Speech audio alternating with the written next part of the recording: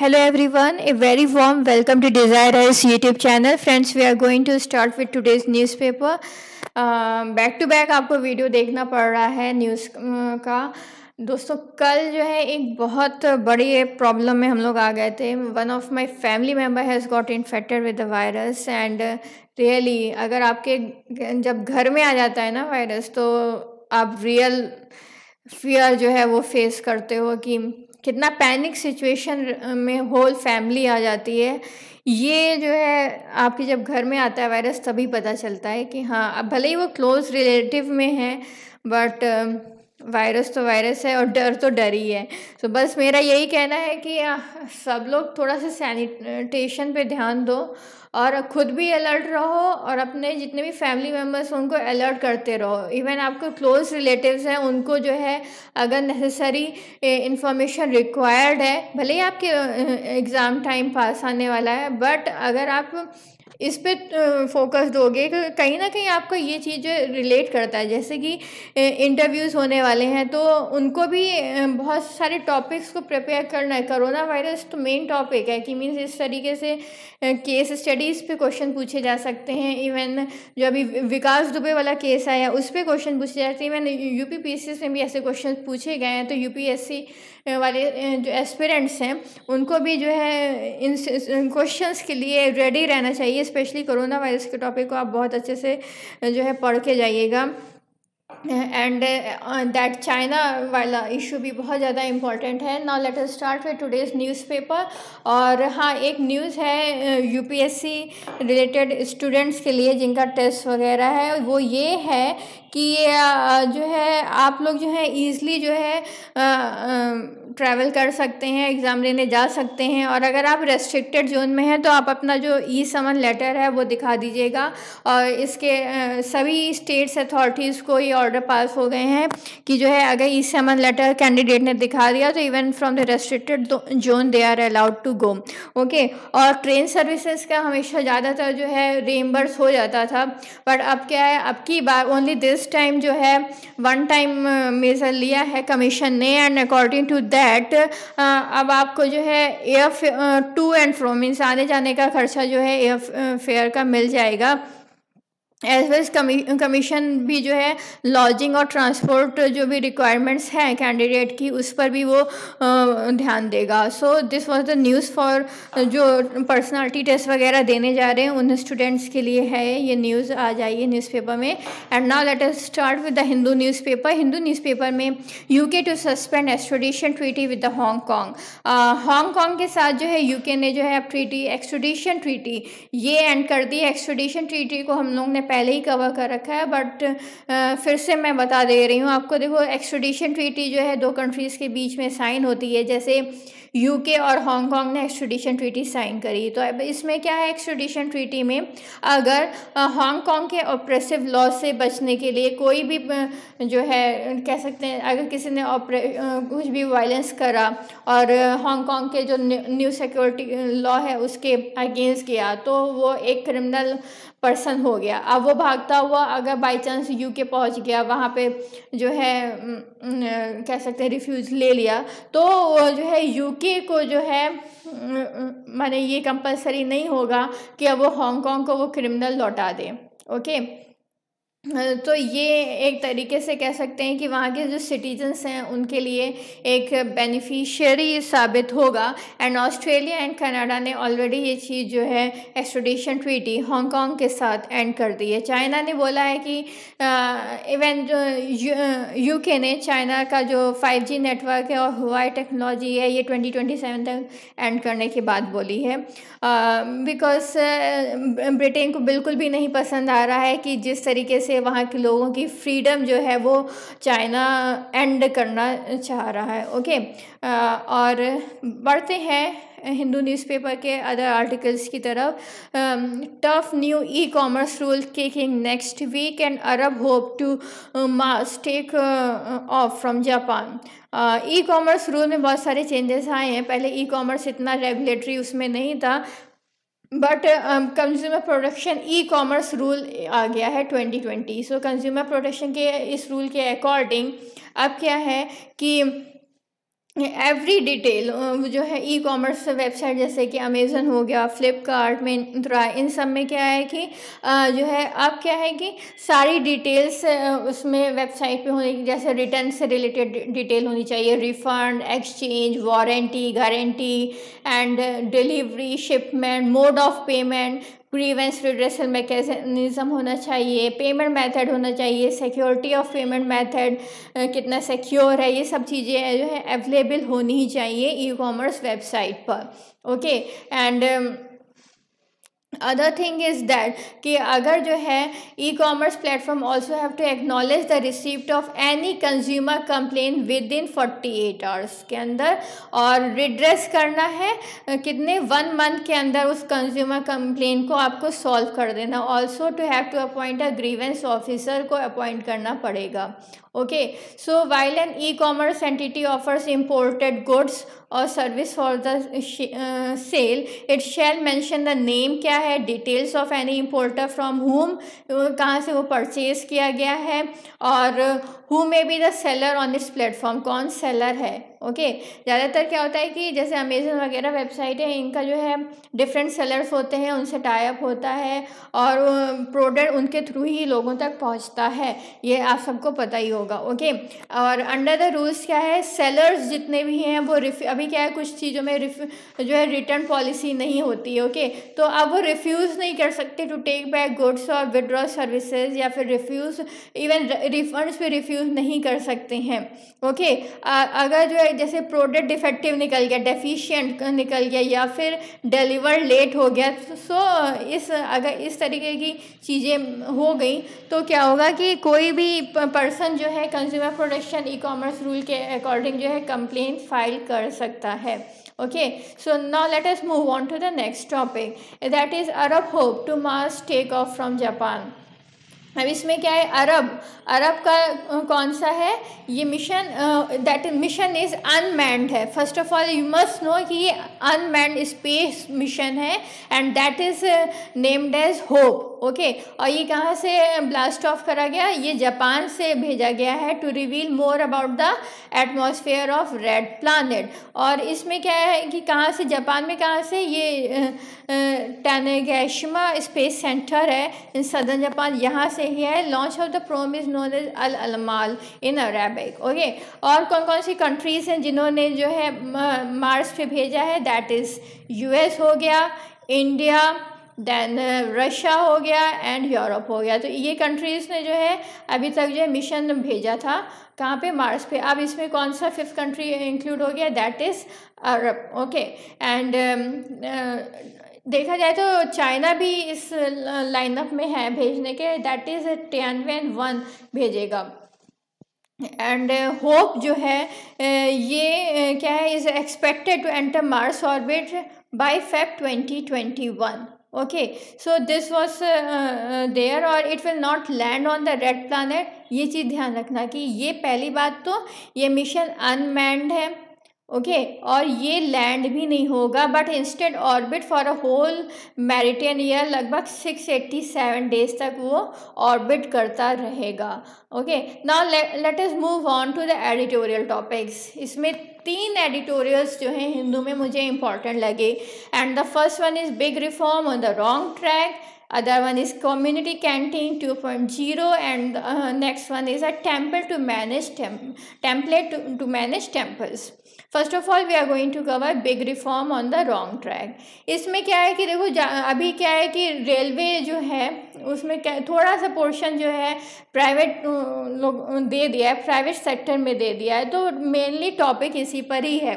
Okay, अब इस पे ये देखते हैं कि देखो अब ये है कि हाई टेक्नोलॉजी कोचेस हैं जिस हो जाएंगे अगर हमने प्राइवेट सेक्टर दिया, जिससे कि जो पैसेंजर्स हैं उनकी एक्सपेक्टेशंस को कहीं ना कहीं फुलफिल किया जा सकता है। Okay, and objective of the initiative क्या है कि was introduce the modern technology, जिसमें क्या है कि मेंटेनेंस कॉस्ट है वो रिड्यूस हो सके, ट्रांजिट टाइम ये रिड्यूस हो सके, और जो जॉब है वो ज़्यादा से ज़्यादा क्रिएट हो सके, सेफ्टी जो है वो इन्हेंस हो सके, और वर्ल्ड क्लास ट्रैवल है ये पैसेंजर्स को प्रोवाइड कराया जा सके। साथ ही साथ जो है जो डिमांड और सप्लाई में एक डेफिसिट सा बना है इसको कहीं ना कहीं कम करा जा सके। बट ये सब के जैसे प्राइवेट को कुछ पोर्शन दिया गया है और कुछ चीज़ें जो है पब्लिक सेक्टर को दी गई। जैसे पब्लिक सेक्टर जो है वो क्या करेगा, वो ट्रैक देखेगा, एसोसिएटेड स्ट्रक्चर देखेगा, station, signalling, security and daily maintenance, ये सब चीज़ें पब्लिक सेक्टर देख रहा है। प्राइवेट सेक्टर का ओनली है procurement and maintenance of coaches. तो अगर बाई चांस कोई मिस हैपनिंग हो जाए तो कौन रिस्पॉन्सिबल रहेगा, ये चीज़ें अगर हमने कुछ चीज़ें प्राइवेट को दे दी, कुछ चीज़ें पब्लिक सेक्टर को दे दी, तो इससे प्रॉब्लम क्या है कि एक शिफ्टिंग ऑफ रिस्पॉन्सिबिलिटी वाली सिचुएशन आ जाएगी। ओके, कोई अपने कोई मिस हैपनिंग होती है कोई भी रिस्पॉन्सिबल नहीं लेगा, एक दूसरे पे लोग एलिगेशंस लगाना शुरू कर देंगे। अब आता है देखा जाए एट ग्लोबल लेवल, यूके और जापान में क्या है कि जो रेलवे सिस्टम है इसको जो है पूरा ही पूरा इन लोगों ने प्राइवेटाइज कर दिया है। ओके, बट बहुत सारे कंट्रीज ऐसे हैं जहाँ पे पब्लिक कन्वीनियंस को देखते हुए जो है अभी फुली प्राइवेटाइज नहीं करा गया। अब देखो अगर चीज़ें अगर इसको हम फुली प्राइवेटाइज कर देंगे तो अपना मन मर्जी अकॉर्डिंग जो है वो लोग फेयर्स रखेंगे। तो इससे क्या होगा, जब अपने मन मर्जी अकॉर्डिंग प्राइस रहेगा तो क्या बहुत सारे लोग, ज़्यादातर ट्रेन से कौन ट्रैवल करता है, पैसेंजर ट्रेन हो गई, उससे कौन ट्रैवल करता है, उससे ज़्यादातर जो है हमारा पुअर पीपुल है वो ट्रैवल करते हैं। अब क्या है कि जब कॉस्ट बढ़ा देंगे, अभी जैसे 5 रुपये किराया है, 10 रुपये किराए में वो लगभग जो है 100 किलोमीटर चल सकते हैं, 20 रुपये किराए में लगभग 100 किलोमीटर चल सकते हैं।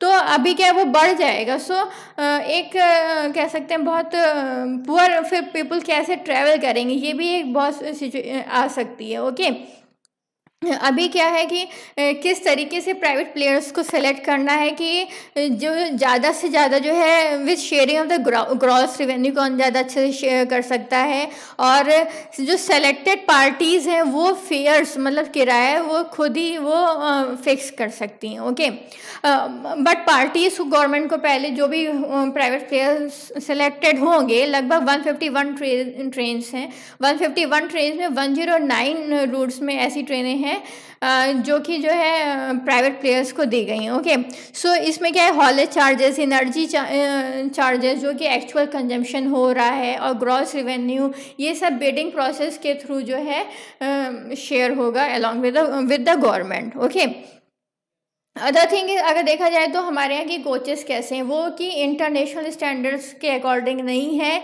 LHB डिज़ाइन, जर्मन 2000 डिज़ाइन, इसके अकॉर्डिंग कुछ भी नहीं है, बहुत पुरानी है।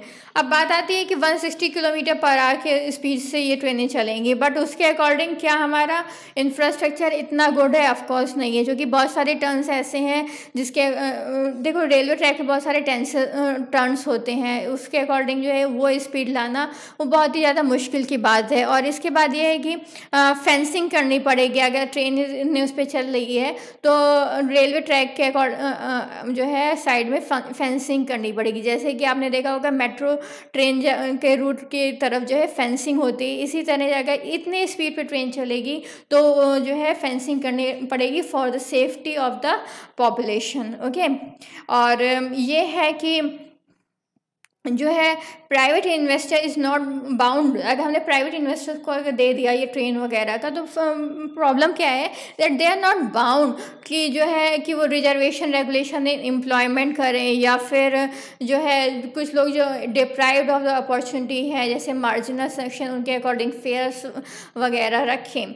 ओके, अगर देखा जैसे हैदराबाद में मेट्रो चल रही है तो वहाँ पे क्या है कि टोटली जो है PPP प्रोजेक्ट पर चल रही है। सो वहाँ पे प्राइवेट प्लेयर्स को डेली मेंटेनेंस हो गया, ऑपरेशन हो गया, पैसेंजर एमिनिटी हो गई, ये सारी क्या प्राइवेट प्लेयर को दी है।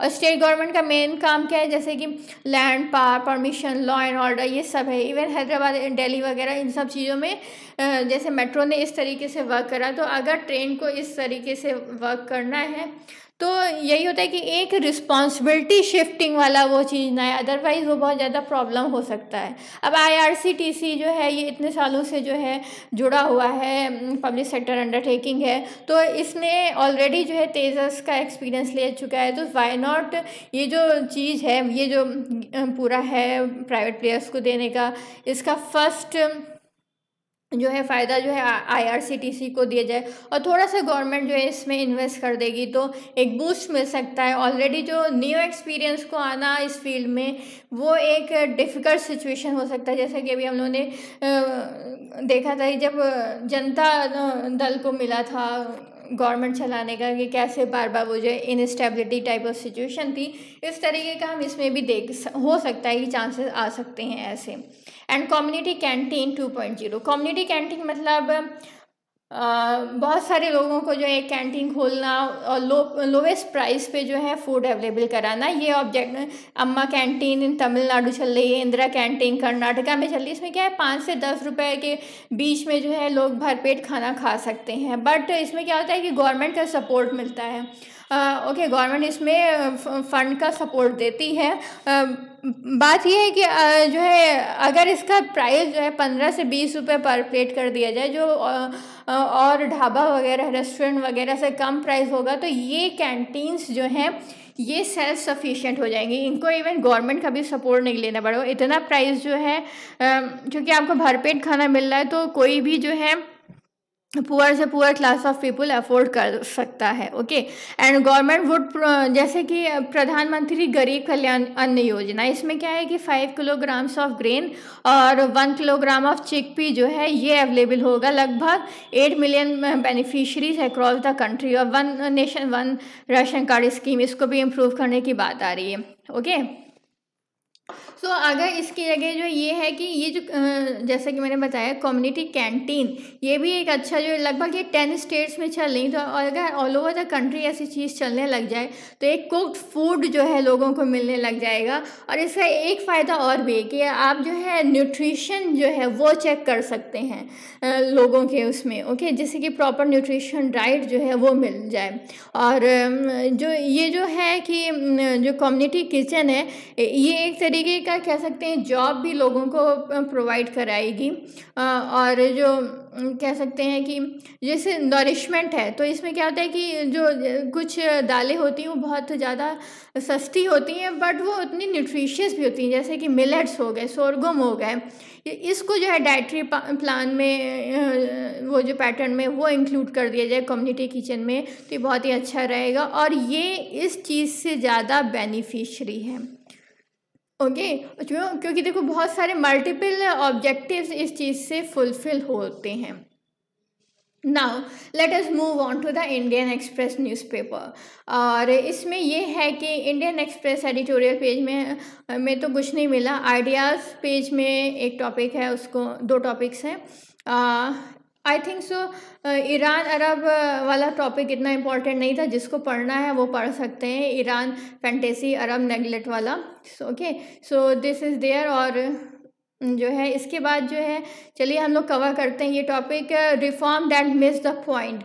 फर्स्ट ऑफ ऑल ये इसमें क्या है कि APMC एक्ट है और इसमें ये है कि इसको क्या है कि डीरेगुलेट करने का हो गया है। And the peasants will be allowed to sell their product जहाँ पे उनको गुड प्राइस अवेलेबल है। इसके साथ ही जो कॉन्ट्रैक्ट फार्मिंग है ये भी इंट्रोड्यूस होगी, तो इसको कह सकते हैं 1991 मूवमेंट है एग्रीकल्चर सेक्टर में अब। ओके, और ये जो APMC एक्ट है इसके अकॉर्डिंग ये आर्गूमेंट दिया जा रहा था कि जो है फार्मर्स जो है फ्रीली जो है अपना प्रोड्यूस जो है मार्केट में नहीं सेल कर सकते। बट अगर हम शांता कुमार कमेटी की रिपोर्ट हम देखते हैं तो उसमें only 6% of the farmers get benefit of MSP, minimum support price. Minimum support price her food grains में अवेलेबल नहीं है। राइस, व्हीट, मिलेट, इन्हीं सब में मिनिमम सपोर्ट प्राइस जो है ज़्यादातर अनाउंस किया जाता है। तो बहुत लगभग जो है 6% फार्मर्स होते हैं जिन्हें इसका फ़ायदा मिल पाता है लगभग, और 94% होते हैं जो कि विम्स ऑफ द मार्केट, जो मार्केट में प्राइस आ गया उस पर अपनी चीज़ें बेच देते हैं, भले ही उसमें उनका कह सकते हैं बहुत कम प्रॉफिट रेशियो बने। ओके, लगभग जो है 22 क्रॉप्स ऐसी हैं जो कि मिनिमम सपोर्ट प्राइस पे बेस्ड हैं, और ज़्यादातर अदर जो है क्रॉप्स हैं वो वेम्स ऑफ द मार्केट पर ही चलती हैं।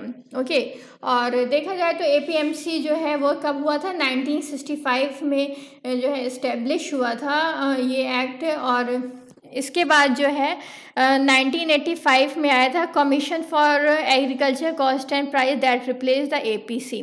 ओके, एपीएमसी जो एक्ट है इसमें हेल्प इंडिया, इससे क्या हुआ था कि फूड स्टॉक जो है, जो कि गवर्नमेंट ज़्यादातर जो है फूड ग्रेन बाई कर लेती थी, तो वो चीज़ इंक्रीज हो गई। ओके, और जितने भी जैसे क्राइसिस है 2008 के ग्लोबल फूड क्राइसिस आया था उसको भी गवर्नमेंट ने ईजिली मैनेज कर लिया, अभी जो क्राइसिस आया उसको भी गवर्नमेंट ने ईजिली मैनेज कर दिया। ओके, ये क्या है, APMC has already been reform to a great extent since agriculture जो है ये कौन सा स्टेट सब्जेक्ट है, इसलिए अगर जो है 17 स्टेट्स ने भी उसको मॉडिफाई करा था अपने उसमें। Okay, other is the condition of the peasant has often been affected, जब एपीएमसी जो है डायल्यूट हुआ, बिहार में ये चीज़ देखने को मिली। ओके, 2006 में क्या हुआ कि पूरा एपीएमसी एक्ट हटा दिया गया, और बट कंडीशन इतनी अच्छी नहीं थी, इसीलिए क्या हुआ कि फिर से उसको जो है लाना पड़ा एपीएमसी एक्ट को। अब देखो जैसे राइस, वीट, शुगर केन, ये सारी ऐसी हैं जिसको जो है हुज मार्केट प्राइस जो है बहुत ही ज़्यादा अट्रैक्टिव भी होता है और कम्पिटिटिव भी होता है। ओके, बट होता क्या है कि इन्वायरमेंटल डिग्रेडेशन होने लगता है, बिकॉज ज़्यादातर लोग जो है वही उगाएंगे उसी रीजन में just to have more profit. ठीक है, तो उसमें क्या होगा कि वहाँ पे जो ग्राउंड वाटर लेवल है वो कम होने लग जाएगा। ओके, जैसे था कि पंजाब में लोग जो है राइस को उगाने लग गए थे, आने लगे, तो उसमें क्या हुआ कि ग्राउंड वाटर जो है वहाँ का कम होता चला गया। सो क्रॉप ऐसी उगानी चाहिए जो वहाँ के रीजन को जो है वो सूट करे, और उसी के अकॉर्डिंग गवर्नमेंट को पॉलिसी फ्रेम करनी चाहिए।